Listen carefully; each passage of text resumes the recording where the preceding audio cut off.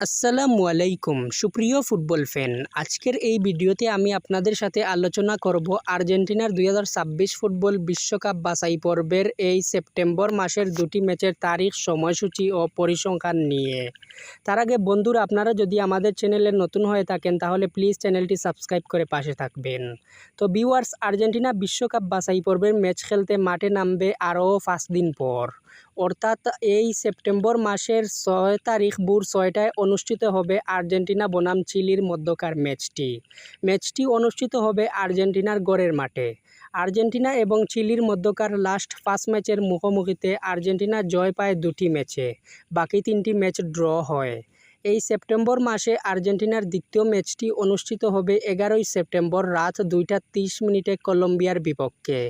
এই ম্যাচটি অনুষ্ঠিত হবে কলম্বিয়ার গড়ের মাঠে। আর্জেন্টিনা এবং কলম্বিয়ার লাস্ট 5 ম্যাচের মুখোমুখিতে আর্জেন্টিনা জয় পায় 3টি ম্যাচে, অপরদিকে কলম্বিয়া জয় পায় 1টি ম্যাচে এবং বাকি 1টি ম্যাচ ড্র হয়। বন্ধুরা, 2026 ফুটবল বিশ্বকাপ বাছাই পর্বের জন্য চলছে কর্নেবল অঞ্চলের 10টি দল নিয়ে প্রতিযোগিতা। এখান থেকে মোট 6টি দল 2026 ফুটবল বিশ্বকাপের সরাসরি খেলতে পারবে মূল পর্বে।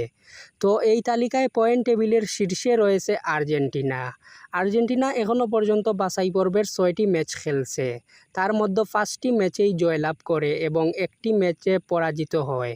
অপরদিকে আর্জেন্টিনার সেপ্টেম্বর মাসের 2 প্রতিপক্ষ কলম্বিয়া রয়েছে 3 নম্বরে। তারা এখনও পর্যন্ত মোট ম্যাচ খেলেছে 6টি, তার মধ্যে 3টি ম্যাচে জয় পায় এবং 3টি ম্যাচ ড্র হয়।